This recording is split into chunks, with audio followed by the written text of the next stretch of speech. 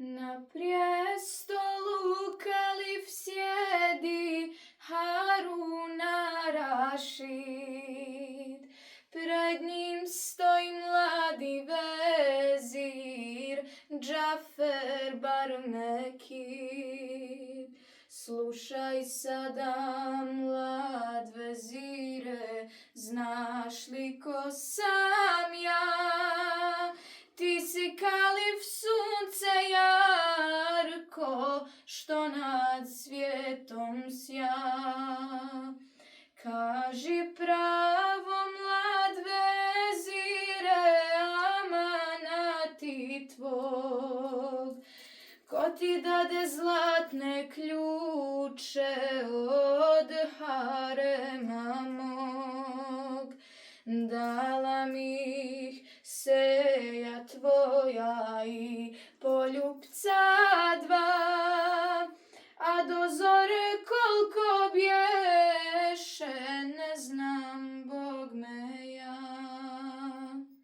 Znadeš li ti, mlad vezire, ne znao te ja, da će dželat glavu tvoju ukinuti sad.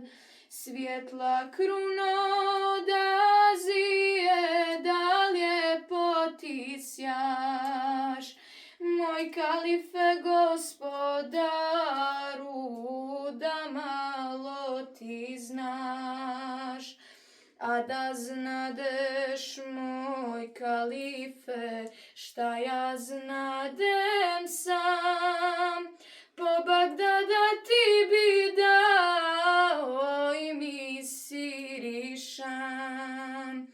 A da znadeš, moj kalife, gdje ja noćas bi, 100 života da imadeš, halalio bi.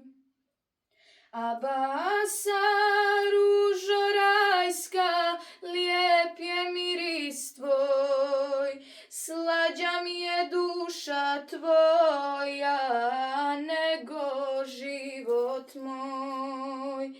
To izreče mlad vezire, pa ode bez glasa, mrtva glava progovara, zbogom Abasa.